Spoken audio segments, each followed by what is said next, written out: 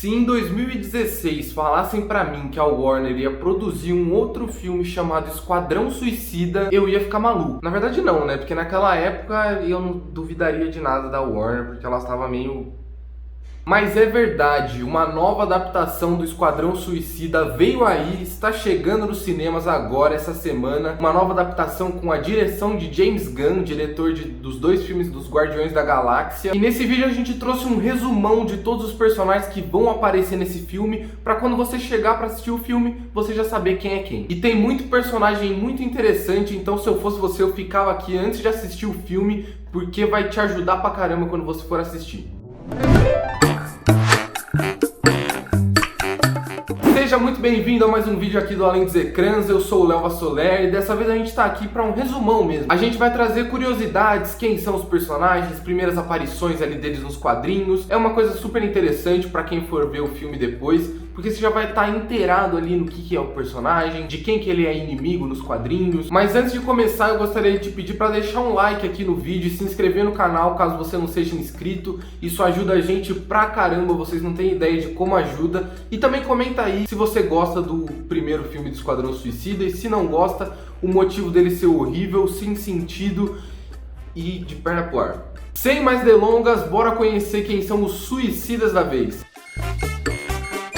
O Sanguinário, ou Bloodsport, ou Robert Dubois, surgiu nos quadrinhos em 1987, na edição 4 do Superman. A história dele começa quando ele é convocado para ir para a Guerra do Vietnã, mas ele acaba fugindo para o Canadá e o seu irmão vai no lugar. Quando o irmão do Robert volta da guerra, ele tá sem braço e sem perna, e isso mexe muito com a cabeça dele, fazendo ele ficar meio lunático ali, meio transtornado, sem sanidade nenhuma. E aí você já sabe, né? Uma pessoa fica maluca nos quadrinhos, obviamente um grande vilão vai atrás dela para tentar derrotar o herói da história. E aqui não foi diferente. Quando o Robert Dubois ele fica insano, maluco, o Lex Luthor vem pra perto dele pra tentar convencer ele de destruir o Superman, e ele consegue. E é nesse momento que ele se transforma no Sanguinário. Ele acaba se tornando ali um grande inimigo do Super-Homem, capaz até de derrotar o Super-Homem. Exatamente, isso até aparece no trailer, que eles falam que o Robert Dubois ele deixou o Super-Homem na UTI. Isso porque em um dos embates ali entre o herói e o vilão, o Sanguinário acaba deixando mesmo, derrotando o Superman com uma bala no peito, uma bala de kryptonita que ele acaba acertando ali no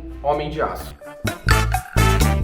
O Peacemaker chama Christopher Smith e ele é assombrado ali pela memória do pai dele, que cometeu suicídio depois de se revelar um chefe de um campo de concentração nazista na Segunda Guerra Mundial. Depois disso, o Christopher ele se sente meio que obrigado ali a se alistar ao exército americano para combater, né, ditadores que estão regendo no mundo, grupos terroristas que estão destruindo países, e ele acaba indo para a Guerra do Vietnã e lá ele acaba massacrando uma vila inocente. Para você ter uma ideia, o John Cena, que é quem vai interpretar ele no filme, disse que o Peacemaker ele é mais ou menos um Capitão América babaca. Basicamente, o Peacemaker ele faz tudo para garantir a paz de algum lugar, até coisas que não são muito pacíficas. E uma curiosidade legal aqui, o Peacemaker ele serviu de inspiração pro Alan Moore na criação do Comediante, grandes personagens ali de Watchmen. Isso já dá pra ver mais ou menos como ele é, né?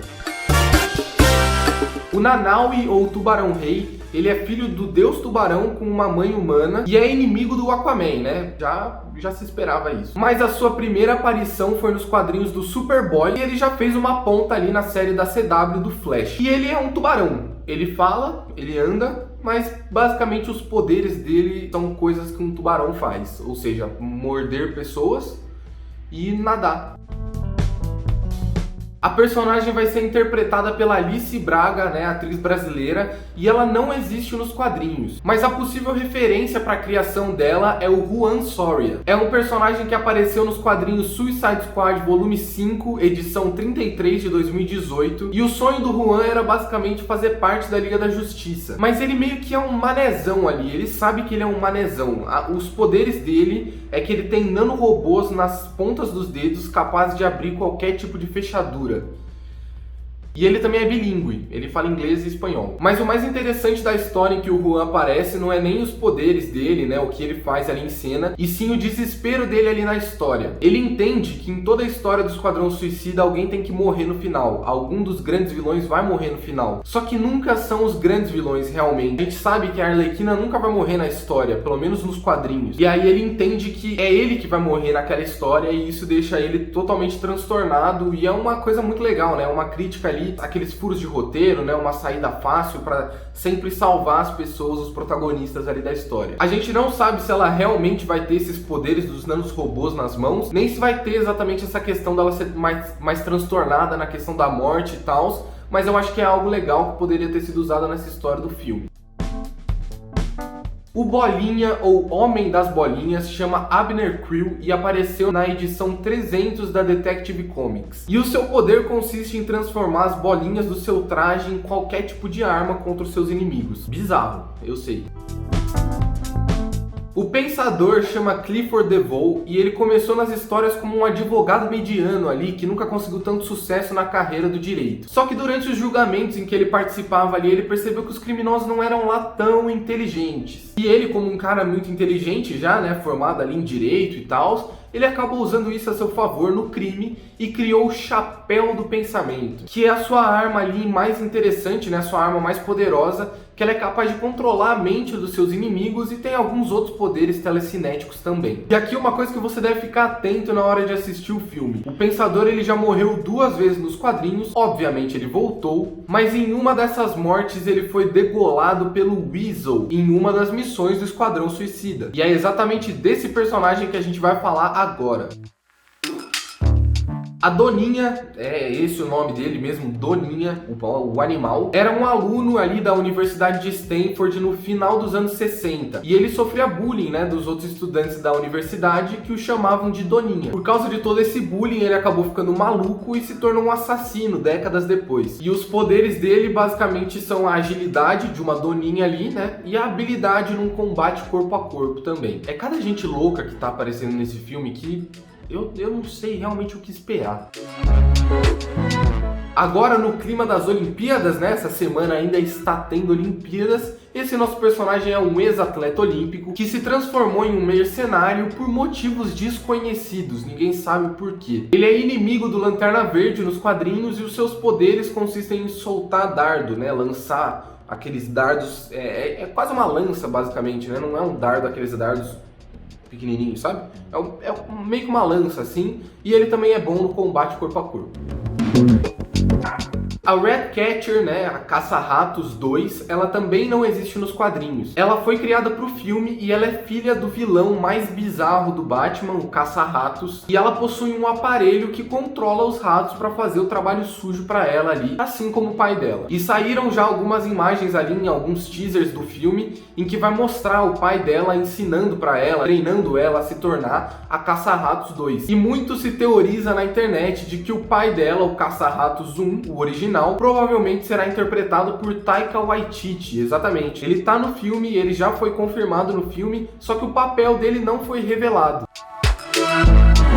O Sábio é um herdeiro de uma grande fortuna que decide ir para Gotham para se tornar um vigilante, assim como o Batman. Mas o morcegão percebeu que ele não se preocupa em ajudar as pessoas de fato ali. Ele não queria realmente isso. Então o Batman virou para ele e disse: "Voa para casa, Bochecha. Eu trabalho sozinho." E aí, depois de tomar esse pé na bunda do Batman, ele acabou transformando ali suas habilidades na internet em um trabalho lucrativo na chantagem. Ela é uma guerreira alienígena criada no ano de 1995 e vem de um planeta que teve a população dizimada por causa de uma gripe carregada pelo governador de lá. Ela é inimiga do Super-Homem e depois de um tempo ela acabou se tornando a rainha de um planeta chamado Almerac. Ele chama Richard Hertz e ele foi treinado e equipado pela MIL, uma instituição do crime organizado ali nas histórias da DC. Ele basicamente é um mercenário e ele já foi até traído pela própria equipe criminosa ali, pela organização, né?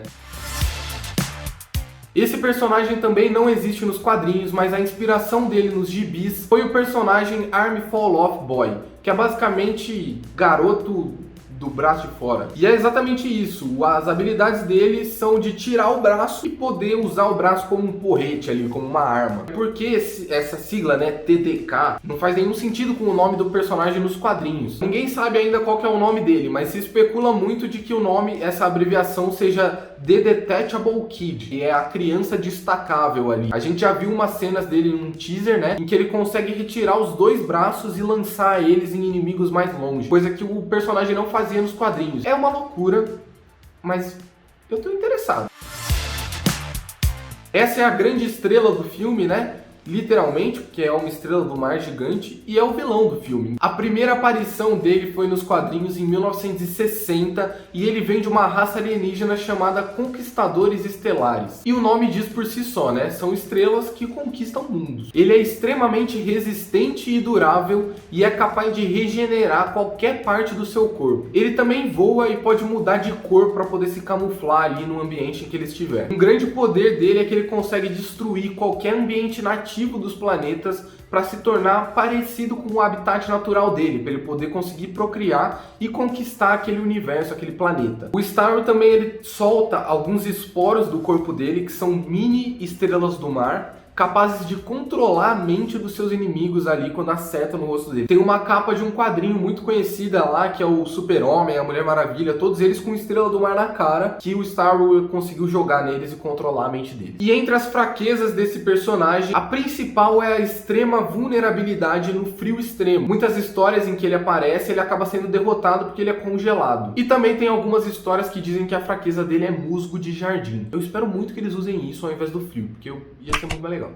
Além de todos esses personagens novos, né, a gente tem a volta da queridíssima Arlequina da Margot Robbie ali, o Capitão Boomerang, o Rick Flag e a fodona da Amanda Waller, né? Todos esses quatro apareceram no primeiro filme do Esquadrão Suicida e estão sendo reutilizados aqui nessa sequência, que não é uma sequência, mas é uma sequência e não é uma sequência, é um reboot pela metade. E agora sim você pode assistir esse filme tranquilamente, sabendo todos os personagens que vão aparecer nele, nesse filme que promete ser o grande filme de heróis da DC, que nem de herói. Não esquece de deixar um like nesse vídeo, comentar aqui embaixo qual foi o personagem que deixou mais curioso e interessado nesse filme, beleza?